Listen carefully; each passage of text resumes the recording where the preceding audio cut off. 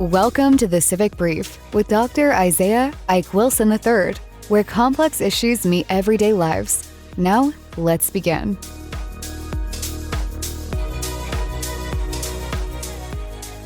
There are moments in a republic's life when danger does not announce itself as danger. It does not arrive with tanks. It does not arrive with decree.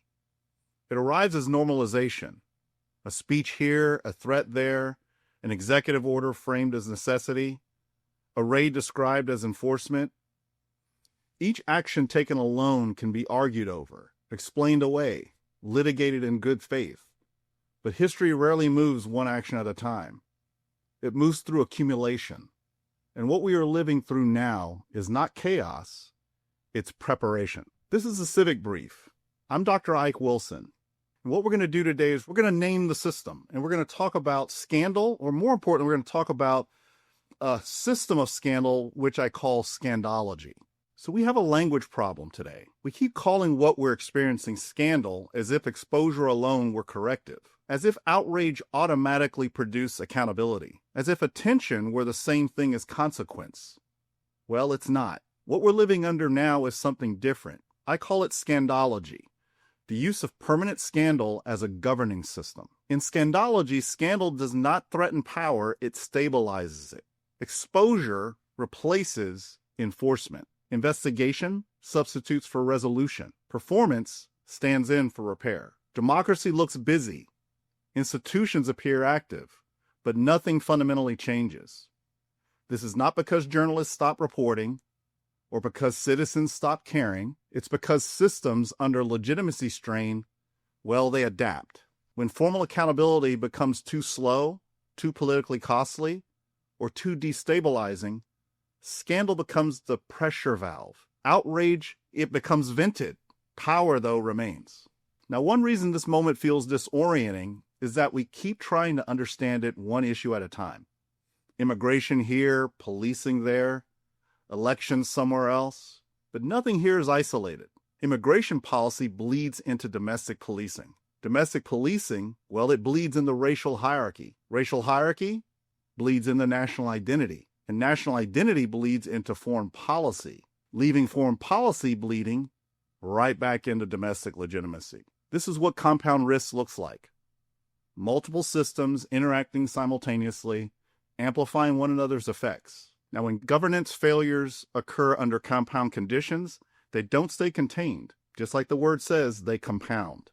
In military planning, there's a phase that matters more than the battle itself. We call it phase 0, the preparation of the operating environment. Long before force is applied, conditions are shaped, psychologically, legally, socially, so that when action does come, it feels inevitable. This is not about surprise. Again, it's about that normalization. Now think about repeated threats to invoke the Insurrection Act, public musings about delaying elections, casual references to domestic enemies. Each statement is often defended as rhetoric, exaggeration, or bluster, but ambiguity itself becomes the weapon. It forces the public to imagine the unthinkable, and once imagined, well, it becomes thinkable. Minneapolis matters not because it's unique, but because it's revealing. A city already marked by deep mistrust between communities and the state, a city shaped by the legacy of George Floyd. Into this environment, intensified federal immigration enforcement was introduced, not just at the border, but deep inside American civic space. When an ICE officer killed a civilian during an operation, the system responded instantly. Terrorism was invoked. Force was justified. Investigations, well, they were promised, but notice the order. The label came first. The force then followed. Accountability? It was deferred. This is phase 0 logic applied domestically. Terrorism is not a legal description. It's a psychological one. It collapses deliberation. It reframes restraint as weakness. The public is pushed to choose sides before any facts stabilize.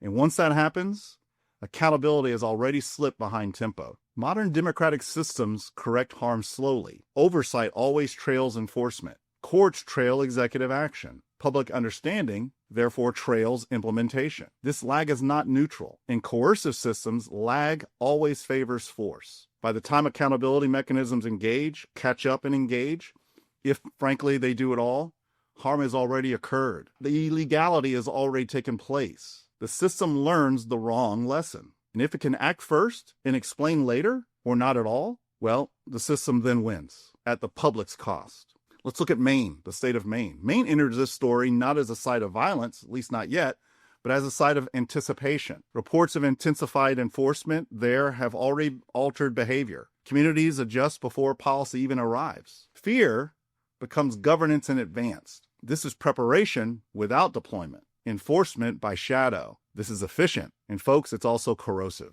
Now, from the outside, this posture looks strong. It might look strong, decisive even, unapologetic, visible. But strength that cannot tolerate dissent, correction, or restraint, that's not resilience. It's brittleness. Brittle systems escalate rather than adapt. They rely on spectacle rather than legitimacy. They centralize authority rather than distribute it. They treat criticism as sabotage. History is not kind to such systems. Now, one reason these dynamics persist is scandal saturation. Each controversy displaces the last. Each outrage competes for attention. The public, well, they become reactive, not strategic. This is Scandology in full effect. When everything is urgent, well, nothing is decisive. The question before us is not whether Donald Trump will invoke the Insurrection Act or whether elections will be delayed. The question is whether Americans will recognize preparation when they see it. Democracy rarely falls to a single blow. It falls through adjustments, through accommodations, through exhaustion. And by the time force does appear, the argument has already been won somewhere else. The work of citizenship then begins earlier. It has to begin earlier, before that normalization becomes permanence. This has been the Civic Brief, my solo spot. Please stay engaged, stay alert, and let's not confuse exhaustion with consent. Now, travelers, last episode, we tried an experiment with a new short spot that I am going to try to add into my solo spots going forward in programming or in my shorter segment called The Wise Way. We're gonna include a Civics 101 conversation, a very short spot to try to get us to some of those first principle level, foundations level issues that lie in our Constitution, but for many reasons, we were either not taught them, we were taught them a long time ago and forgot them, or we were taught more myth than reality. So we're gonna do this as our second experiment with this, and I'm looking for your feedback to let me know if these types of Civics 101 in brief segments added to these episodes are helpful or not, and we'll move on from there. But I'm doing this basically from feedback from you, the listeners, from our travelers community. So what I want to talk about today in this Civics 101 in brief, I want to talk about and try to explain this dialectic, this relationship between civil rights and civil liberties. And, you know, as the solo spot we talked about in Scandology, at the heart and at the bedrock of what feeds this process, this system of Scandology, is the abuse. And abuse begins with unknowing, a lack of knowledge on a fundamental of our constitutional self called civil rights and civil liberties. So civil rights, civil liberties, what are they? Why the difference matters, and how is it being compromised today, particularly through this dynamic of Scandology. Before we can understand what's being lost, we have to understand what we're given, and given constitutionally. Much of the confusion in American civic life today stems from a basic misunderstanding, or a forgetting, as I talked about, of two foundational ideas, civil liberties and civil rights. Now, they sound familiar, right? They are often used interchangeably, but here's the kicker: they are not the same. And when the distinction collapses, or is collapsed intentionally by an increasingly illiberal government, democracy at large, well, it weakens. Civil liberties. Civil liberties are protections from government power. They are the thou shall not nots of the Constitution, right? Government shall not restrict your speech. Government shall not search your home without cause. Government shall not detain you without due process. These liberties are primarily negative rights. They restrain the state. They are rooted in deep suspicion of concentrated power. The Bill of Rights exists because the founders assumed government would be tempted to overreach. And think about that term, the Bill of Rights. If you think about what we've already relearned in this segment, The Bill of Rights is in some ways a misnomer because the Bill of Rights is actually a laundry listing of liberties, of civil liberties, right? Here's the founders and the framers were great. They were brilliant, but they were also human, right? So Bill of Rights is an articulation of government's role to restrict itself on behalf of giving free space in a free market place of competing ideas for us to have as individuals as much liberty and freedom as possible, right up to the point, and not to cross over that point where our exercise of liberty and freedom encroaches on the liberty and rights of the person to our left and right. Right? Now, again, Bill of Rights exists because the founders assumed government would be tempted to overreach. Again, civil liberties are not permissions granted by the state. They are limits imposed on it. Let me say that last part again. Civil liberties are limits imposed on the state. Now, civil rights, its companion, are different. They are guarantees by the government. This is pro-action on the part of the government. Equal protection under the law. We're all familiar with that.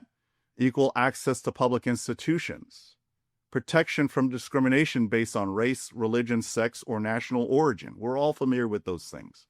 Civil rights are primarily positive rights. They require action on the part of the state to adjudicate between each of us as individuals trying to fully exercise our liberties, right? They demand enforcement, oversight, sometimes intervention.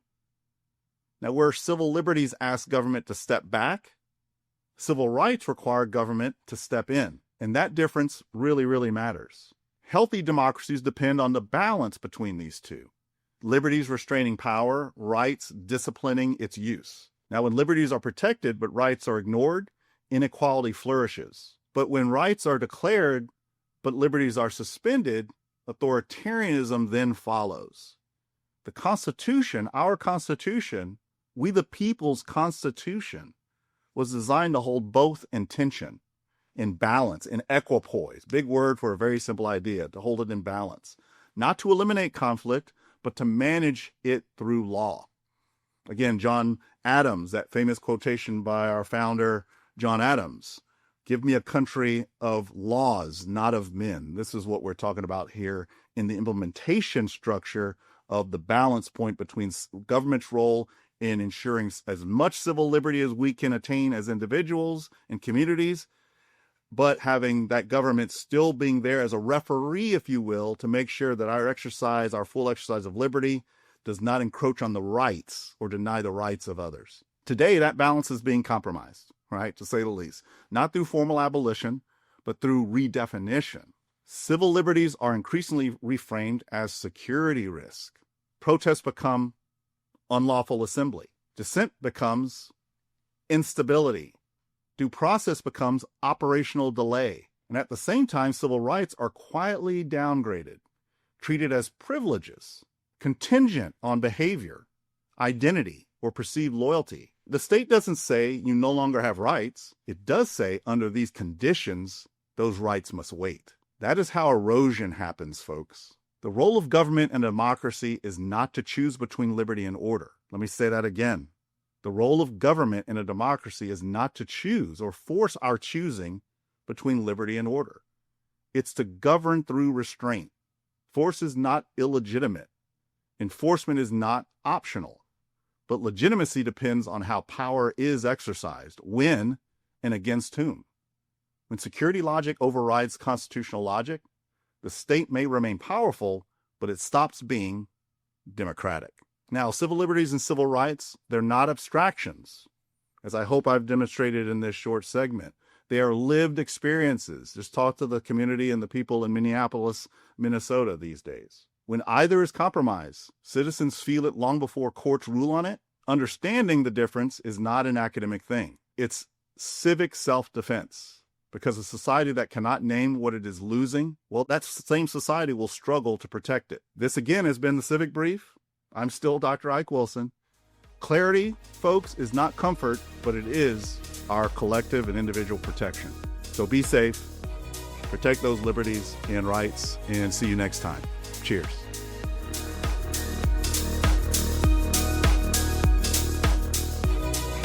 Thanks for tuning into the Civic Brief. Got questions, insights, or ideas? Join us at thecivicbrief.com to continue the dialogue. Subscribe, share, and be part of shaping the future, one brief at a time.